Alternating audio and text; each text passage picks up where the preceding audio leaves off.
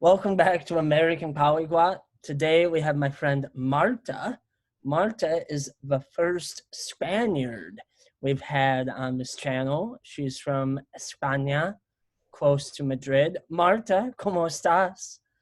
Hi. ¿De dónde eres? Hola, soy de España, de una zona que está al lado de Madrid. Se llama Valladolid. No es muy conocida. Y ella habla español y inglés. Y ahora vive en Irlanda, ¿no? Ujú. Vivo en Irlanda, sí, en Cork. Ok. ¿Cómo aprendiste inglés?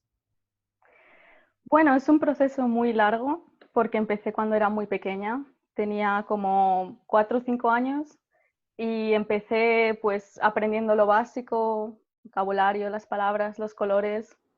Y luego empecé mejorando con el tiempo, viendo muchas series, practicando con las películas y al final hablando con la gente nativa, que es lo que más me ha ayudado. Y tuve un novio irlandés, ¿no? No, la No, verdad es que nunca, pero no estaría mal. it helps. It helps to be able to live in that country and travel around and, you know, communicate with the natives. So you've been studying for 5 or 6 years, you would say, or uh, what was that process like? I mean, did you feel confident the first time you went to Ireland, or did you feel like you had a lot to learn? Well, you see, the thing is like I started when I was really young, and I've been studying, I don't know, since I was 6, and I'm 25 right now. So it's been like a long time. And I wasn't really confident when I came here, like the first time. I feel like now my English has improved a lot, Mm-hmm. but I cannot say like I came with a basic level. So it really was easier for me than for many other people, sorry. What was the hardest thing when you went to an English speaking country? What was the hardest thing for you? Just understanding what people say when they talk fast, or what? Yeah, mainly. Yeah, like well, the way we learn English in Spain is not really good, you know. Like we don't really have that learning from native people. So what happens is like we're used to a level of speaking that is not the real one. Mm, So when you actually go to an English speaking country, it's like you get lost because they speak so fast and they use some expressions that you never heard of yeah, before. So it's completely different to what we're used to. there's a lot of expressions in English that might not make sense, especially if you speak Spanish, um, or Italian. Um, so what would you say to a Mexican guy or Mexican girl? I have a lot of Mexicans in the U.S. who are my audience. They're trying to learn English. They're here in the U.S. They try to communicate with natives, but there's a lot of people that don't speak Spanish, and so they kind of feel isolated. What advice would you give to them?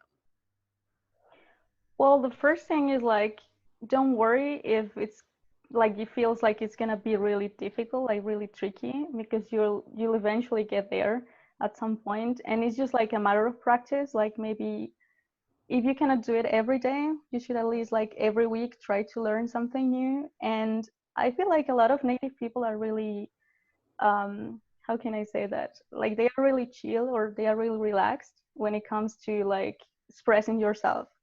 So if you cannot find the right words, like don't panic, just try to say it in a different way and you'll eventually communicate in a good way.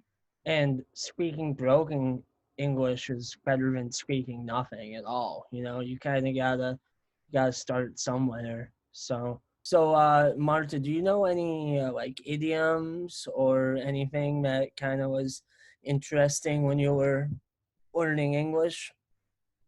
Yeah, I was thinking about this one that we have that it's, well, like you have in English that is called It's Raining Cats and Dogs, Oh yeah, which, yeah, for us it's like Está lloviendo a cántaros, which means like it's pouring rain, so that's one of the things that it's really, really funny. And also, it's not really an idiom, but we have this double negative. in Spanish that Yeah. makes us really confused, and you don't have it in English. So that's a real problem for Spanish speakers. Yeah. Yeah, in Spanish, you guys will literally say, I don't know nothing. And in English, you would say, I don't know anything. So I've heard a few Spanish speakers that don't fully get that. Like, why do you guys say that? And it's kind of funny because if you talk to some people in America, now some people are starting to say, I don't know nothing. But yeah. Yeah, it's a funny one. Also know like false friends, right? Like words that don't mean the same thing.